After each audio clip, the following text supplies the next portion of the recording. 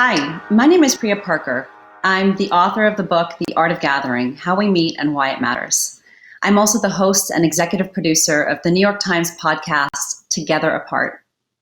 It's about how we can all make meaning together in our gatherings, even when we can't physically be in the same room. And I want to give a few tips about how you can make your meetings, your virtual meetings, more meaningful, effective, and even powerful. So one of the biggest mistakes we make when we're gathering offline or on is that we assume the purpose is obvious and that everybody knows what it is. And now that our IRL gatherings have been upended by COVID, that's become even more true. We assume that the same purpose and the same form that we would have gathered when we were together should just be replicated online. And so the biggest thing that you can do, the first step to making your everyday meetings more meaningful, is to pause and to ask, what is the purpose now? What is the need that this group of people have that we can address through coming together virtually, whether a birthday party, whether a wedding, whether a board meeting, whether a staff meeting? I'll give a simple example. My mother-in-law is an educator, and like many teachers around the country this spring, she seemingly overnight had to move her very much in-person classroom to virtual teaching. And she's a ceramics teacher. So you can't get more physical than teaching a ceramics course, the way you have to put pressure into a student's palm to demonstrate how to shape a vase, the temperature of the kiln. And so she paused, and in part because she realized she couldn't just put a camera in front of her computer and do the same thing. She had to ask a deeper question, which is, what is the purpose of my gathering? What is the purpose of my classroom?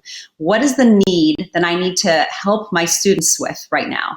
And she realized that her deeper purpose as a teacher is to build the creative confidence in her students that they can make something from nothing. And so she paused without having a form in her head of what the classroom had to look like.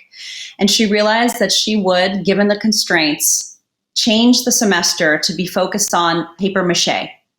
She chose a theme, found objects in the home so her students wouldn't have to leave their house.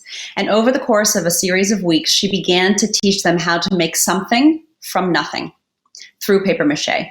She realized that in her case, ceramics was the activity, not the purpose. It happened to be her canvas, but not the reason and not the relationship that she actually needed to build with her students. We each are gathering all of the time, whether for our friends or our family or in our workplace. And the biggest thing that we can do right now to make it more likely that your meetings and your gatherings are transformative is to not assume that the purpose is obvious. And then a few other tips. First is think about how you start your virtual gatherings. The first 5% of any type of experience tends to set the norms and the expectations of a group of people. Are we supposed to mute here, or is it okay to not mute? Can we use the chat? Is this a participatory meeting, or is this tightly controlled? What should I be wearing? How can you actually help people think about where to sit, where to take a call, rather than having every call, day after day at your desk? What if you ask people things like, take this call at the place in your home in which you feel most creative, or in your neighborhood where you feel most relaxed, obviously safely. And finally, to think about how you use the mute button. We tend to be on mute when we should be off, and off mute when we should be on.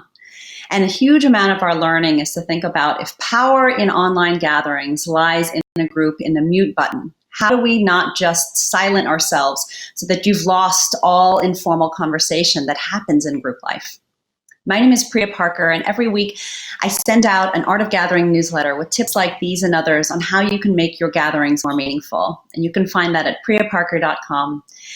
And as we navigate together this very unusual, scary, troubling time, I wish you the best of luck as you find ways with your people to make your gatherings matter, relevant, and what your people need.